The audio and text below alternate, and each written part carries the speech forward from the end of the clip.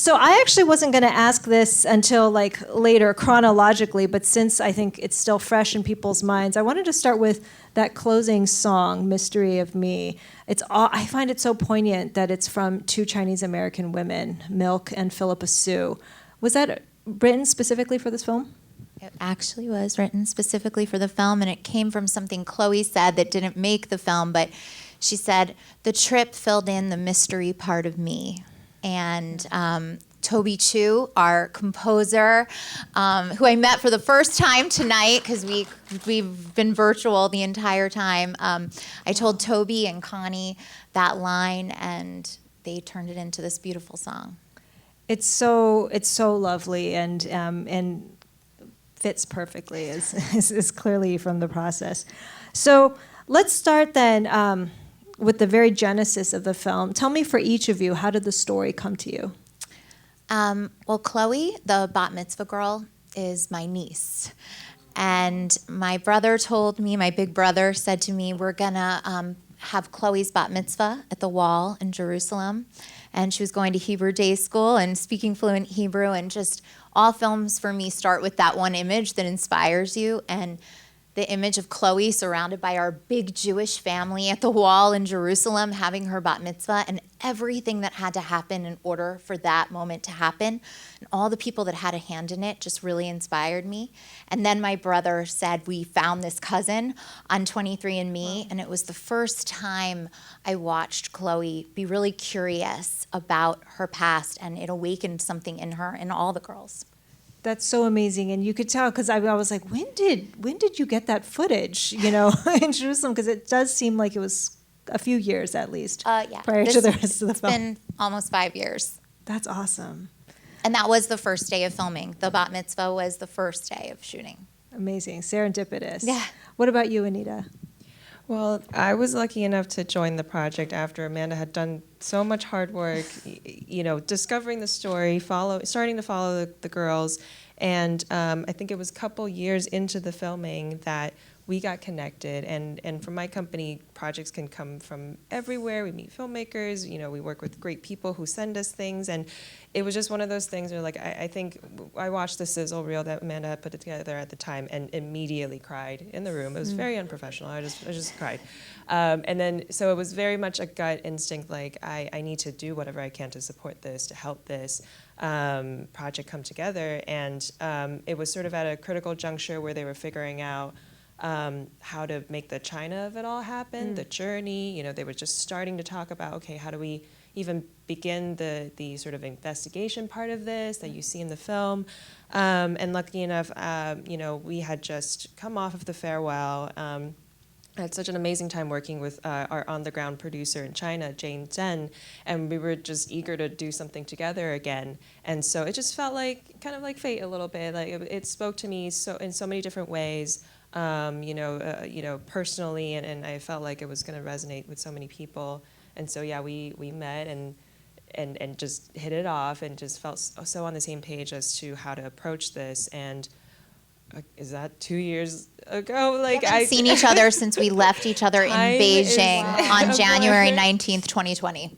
Wow. Tonight was the first time we've seen each other since. We wrapped in China, early 2020, and then a week later, the whole world changed. Were you already getting rumblings of the virus? Because I remember here stateside, we were thinking, oh, there's this crazy thing happening in China, happening in Asia. I mean, did that sort of play into any of your time over there? We didn't know anything about it when we went. I was actually 9 weeks pregnant at the time, and we had no idea. And then when we landed, we started seeing articles.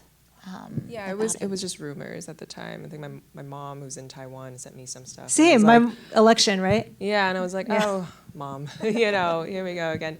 So yeah, I think we left, and every step of the post process, every time we looked at the footage, we were so lucky to have this film, to have all this with us. It's really incredible. I mean, I was thinking while I was like, this must have been shot before the pandemic because there's no way you would have been able to travel. But the other ironic thing was that the girls were connecting via Zoom. They were doing Zoom before everybody else did Yes, Zoom. they were, yeah. Right? Like Now it's we're so so normalized used to seeing us that. now. Yeah. And they had their moment of meeting for the first time after getting to know each other for so long. And so much of this post-process has been like, with our collaborators, like, oh, finally, even though we've been working so closely together. That's amazing. Okay, so just so I know the timeline, the bar mitzvah was 5 years ago. And then, like, the China trip took place, like, literally beginning of 2020, end of 2019. And so what about all the stuff beforehand? Was that the year prior, or how long? When did the girls sort of first find each other on 23andMe, and then that process of putting the trip Sadie and together? Chloe found each other right before her bat mitzvah. Oh, wow. And so the parents had communicated. My brother had spoken with Victoria, and the girls had Snapchatted a little bit. And then, I said to my brother and Chloe, I have this idea, and I would like to film the bat mitzvah. And I was just coming off of step, and they were kind of like, okay, we'll let you film the bat mitzvah. And then I said, what do you think about me going to visit Sadie? And I went to visit Sadie and got to know her and her family, and they felt like family. And then we went to visit Lily, and she felt like family, and I saw each one of the girls just awaken something inside themselves. I think we all have this dormant curiosity about ourselves that as we grow, those questions become louder and louder, and I felt so honored to kind of watch these girls on that cusp of womanhood, that time where you're really changing and you're really growing and you're really questioning and trying to find the courage to find out who you are. Definitely.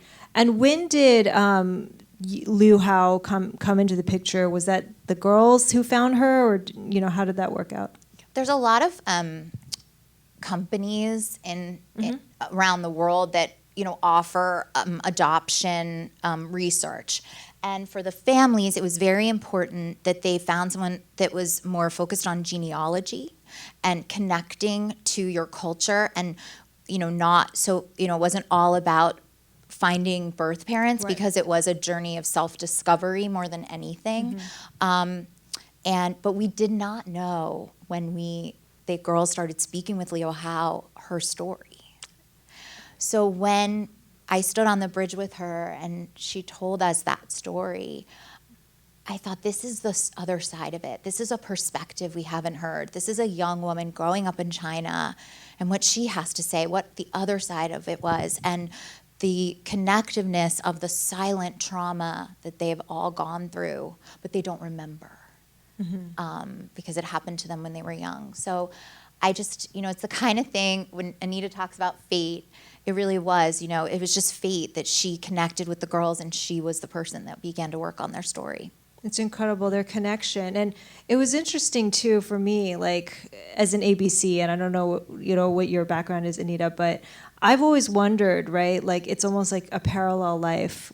How would my life be different? What would I look like if my parents hadn't immigrated, or if, and so being able to see this connection between Liu and these three cousins, it gives you a glimpse, right, of a parallel possibility, which was stunning.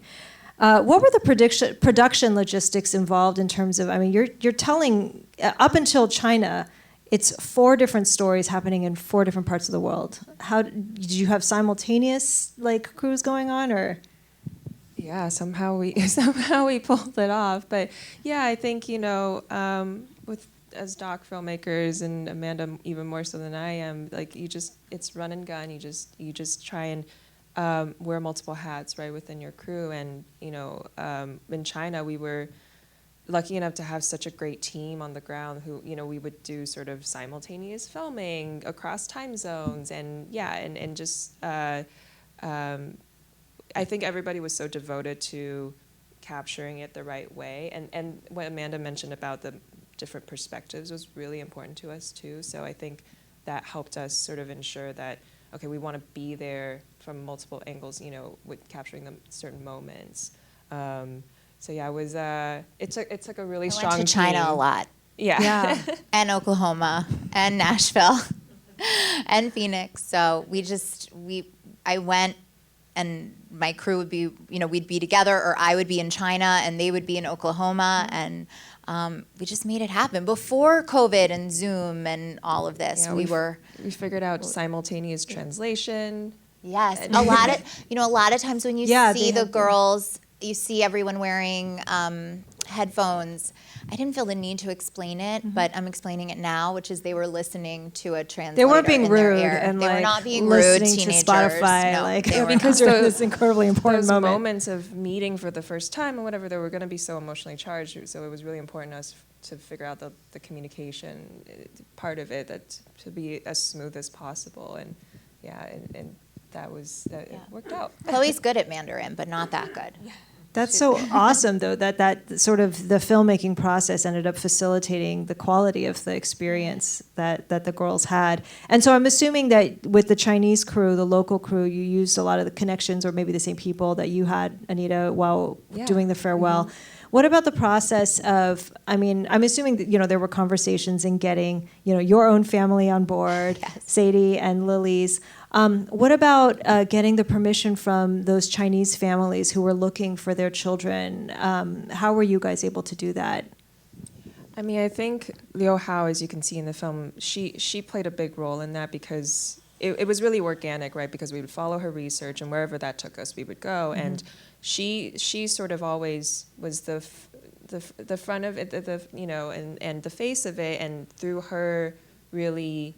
Building the connection with the family, and then also getting to know them and their desire, right, to use this as a conduit to hopefully find some answers and to their questions. I think we were able to, quell any concerns in light of like the greater good of mm-hmm. that worked for both sides.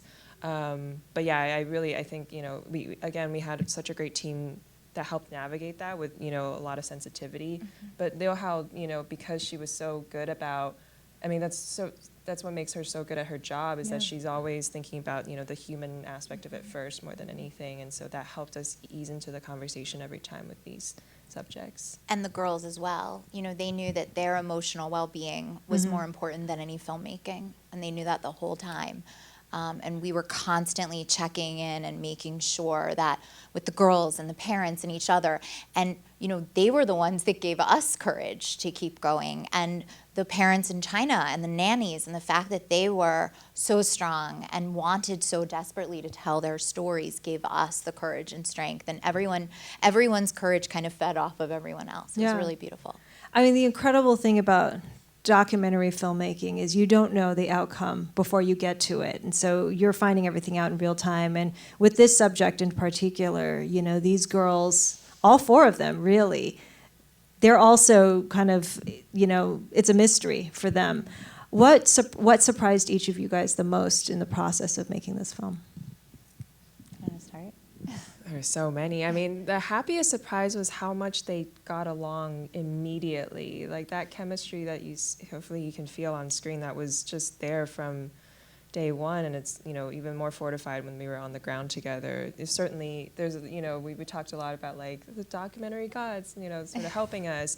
Without that, I don't think we would have felt so emotionally compelled, and that kind of like instant sisterhood that they had. I think that's such a big part of what you don't know, right? Like you put the circumstances together, you go where the moments are happening, and you hope mm-hmm. that it plays out in an emotional way. And yeah, I think they really inspired us, and with how much they were able to connect with each other, and we just I feel really happy about that aspect of it, that it came so naturally. I would agree with Anita. I say it was like watching them fall in love with each other. And as an aunt, you kind of step out as a filmmaker, and you're just so happy that someone you love has someone that really understands. The other, for me, is, I love to tell human stories with like real beating hearts underneath. So meeting the nannies and meeting these moms and Mr. Chen and his daughter, and hearing their side of the story, just like what you were saying, the other perspective, that what they had to say surprised me. Not that I didn't know, but it always caught me by surprise when the nanny says, we don't have dreams. Yeah. And now we throw away leftovers, and you realize the world they were born into and the world now. And that difference really inspired and surprised all of us. Yeah. You mentioned Mr. Chen, and I thought that that was one of the most, honestly, heartbreaking parts of the film when, the Chen family and Lily don't match. I don't know what Liu's success rate is for finding matches. It feels like a literal needle in a haystack, but how surprised, or shocked were you guys by the outcome? Because as soon as I saw the Chen family's daughter, I was like, well, they found her. They also, they live 10 minutes from the finding place, like walking distance. And so that was the proximity and the time and everything. We were really, I think we wanted to be hopeful but also knowing, right? Like even though I think we all know that the chances are really slim. So it was like a balance of like hope, but also like not wanting to get everybody's hopes up too much. And it was I think we were all really shocked by it. But at the same time, like I think as the filmmakers, we wanted to be like temper our expectations too. It also, we just really wanted to be about self-discovery and filling in the pages of your story. And for everyone that looks different. And so it's more of the journey and not, these kind of like specific outcomes we were looking for. It feels like one of the arcs that sort of that real life incident ended up serving was it felt like it gave Chloe some sort of healing in terms of going from the trauma of her like classmate saying that awful thing about her birth parents to actually getting to meet somebody else's birth parents and understanding things from their perspective. It felt like it sort of helped. She experienced growth from that. Absolutely. And what they all want changes at any given moment and will continue to change throughout their lives when they get married, when they have their own children. That's just how it is. As women, we always shed our skin. We're shedding our skin over and over. We're becoming someone else, and what we want or what we dream of will change. So that's what I think the girls are still going through to this day and will continue to go through. Exactly. They're, like all of us, a work in progress. Our perspectives will evolve. I am curious whether or not there are any updates to either any of the three of them, or even are they continuing to search, or if you can share. It's still, it's an ongoing process. Yeah. I think it really depends on the day. Amanda Phillips did, the young woman at the end that connected with the dressmaker. She has spoken with her birth mother on several occasions, and they've connected. Obviously, it's not possible for them to see each other right now because the way the world is, but it certainly has given her some healing. But tough, one of the moments when the dressmaker says she speaks English, I don't speak English, and you understand that barrier. But luckily, the technology today again makes it a lot easier for people to communicate and connect. And there's this ancient Chinese proverb that always really inspired me about the invisible red thread. Yeah. And it connects everyone, and it's around your ankle when you're born, and it may stretch, tangle, but it's never broken. And I think that's like the thing I found. And when you guys are our first audience. We haven't seen it in front of an audience before. So watching it tonight, and seeing the connectivity between all of these individuals, I really saw that red thread a lot. Yeah, it's a concept of destiny, which I think you alluded to earlier, Anita. Yuanfen, you're the people that you share a destiny with, you are connected by an invisible red thread, no matter where you are in the globe. And I think that image provides some hope, maybe. And by the way, that is also a Jewish thing. I just want to tell you that. Yes, red ribbon is very lucky in Kabbalah, so there's something going on with the red thread, for sure. Chloe was fated to be part of your family, right? That's awesome. How many, I'm just curious because you mentioned Amanda Phillips, and that at the end, when I was screening, previewing the film, I was like, how many people does Liu work with at the same time? I mean, she's traveling everywhere, visiting people in person, in remote villages. At what point did that connection happen? And, was it at the end, or was it like you kept it in your pocket and were like, this is the perfect note to end the film on? Which one with Amanda Phillips? Yes, the dressmaker and Amanda Phillips matching.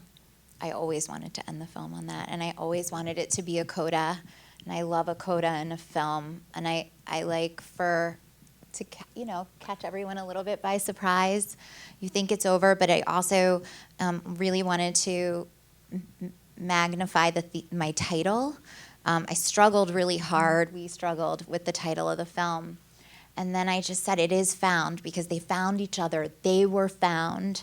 We found Liu Hao. Liu Hao found all these people. And I wanted it to be this positive, they were not lost. They were found. And that was really, I felt like ending the note on, those two moments of what it means to feel found was really important to me at the end.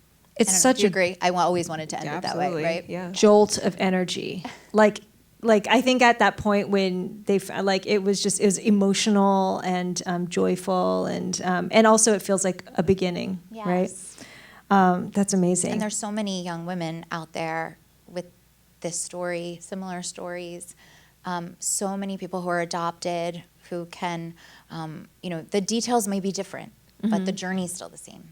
Yeah, no, absolutely, exactly. And I think even just in, with the three girls, with Lily, Sadie, and Chloe, and seeing that they clearly have similarities, but they're so different in the way they grew up and their perspectives and things like that. And I was actually going to ask you, Anita, because these are three very different Asian or Chinese American women, four really, including Liu, if you just talk about Chinese women. And from what I've been learning recently about the perspectives of transracial adoptees, and they all have there's such a range of experiences of the way in which they relate to their racial or ethnic identity, to their, culture of origin.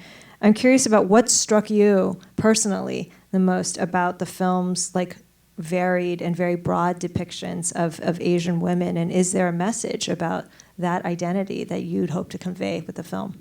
Yeah, absolutely. One of the first things that struck me when I first got to know Amanda and the story was the smattering of girlhood, right? This pivotal time, coming of age, and the different ways that these three girls represented that aspect of life. And I think one of the things that's so important to the community now more than ever, that is at the forefront of the conversation, is visibility, right? It's that you have to see it to validate it and to know how dynamic these lives are and all their different experiences.